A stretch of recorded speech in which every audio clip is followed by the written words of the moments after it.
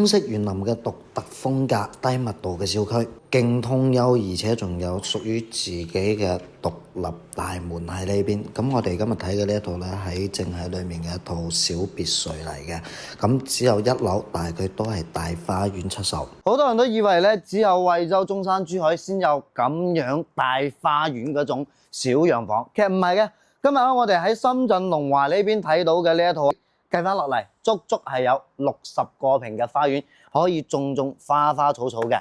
咁今日睇嘅呢一套咧，房產淨面積只有89坪嘅，但係做咗4房喎。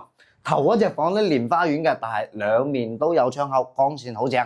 咁入到嚟室內呢邊咧，業主重新裝修過嘅。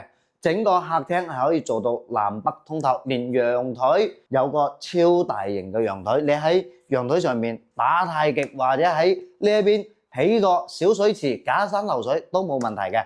咁全屋咧其實可以做中央空調嘅，但係呢個業主冇做，只有做咗嗰啲壁式嘅掛式嘅空調嘅啫。咁裡面咧總共做咗3房2衛嘅，呢邊咧留翻俾老人家咧就比較合適啦。咁我哋喺左手邊呢邊，佢係一個公衛嚟嘅，包括我哋嘅兒童房。咁雖然喺1樓，但係咧佢整個小區都以小洋房為主，總共先得6層，所以咧前後冇乜遮擋，光線係冇問題嘅。咁我哋依家咧可以睇睇呢邊嘅窗口，陽光啱啱好可以曬到房間裡面嘅。